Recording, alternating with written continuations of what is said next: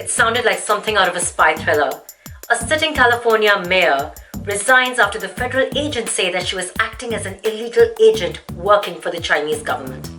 According to the US Department of Justice, Mayor Eileen Wang agreed to plead guilty to secretly promoting Chinese state-backed messaging while failing to disclose her ties to foreign officials.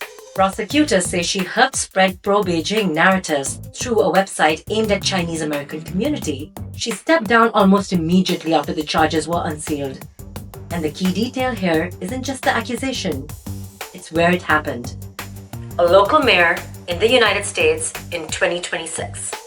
This is no longer just a Washington, D.C. intelligence story. It's happening at the city level, inside local government. And that's what makes this moment feel different.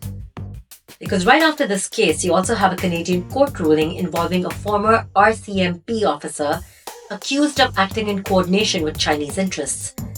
A case where the judge ultimately found the evidence did not meet the standard for conviction. So in the same news cycle, you see two realities colliding. One where governments say foreign influence is deeply embedded in local systems, and another where court says the evidence isn't always enough. That tension between national security fears and legal proof is where the story of North America in 2026 really lives. Over the past few years, Western intelligence agencies have repeatedly warned about foreign interference campaigns, particularly linked to China and Russia, targeting elections, local officials, universities, and tech infrastructure.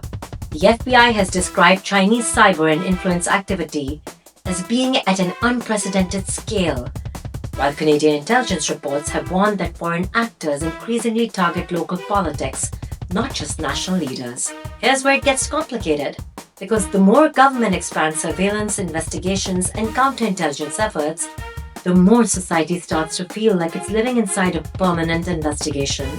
TikTok became a security debate. University funding became a security debate. Even local politicians become part of a geopolitical narrative. Anything that is speaking fairly, objectively about China is labeled pro-China, and it's a propaganda, and that these people are secret agent for China. I mean, these are very vague terms, and they're very big terms. And for Gen Z, this is the world they've basically grown into. Constant sense that invisible forces are shaping everything. Cyber attacks, data instead of territory. And cases like the California mayor make it feel even more immediate. Like the line between local politics and global espionage is starting to blur. But there's another layer here that matters just as much. These cases don't always lead to convictions. Some collapse under legal scrutiny, others result in plea deals. Some remain politically explosive, but legally unresolved, which raises a difficult question. Are we witnessing the exposure of real foreign interference networks, or the beginning of a world where suspicion itself becomes the dominant political force? Because once a society starts seeing espionage everywhere, even confirmed innocence doesn't always restore trust. And that's why North America suddenly feels like a spy thriller.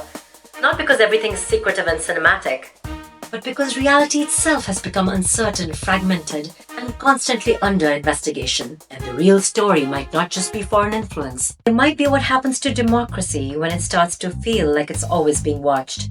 I'm Maheen Mustafa, and you're watching The American Side. Until next time.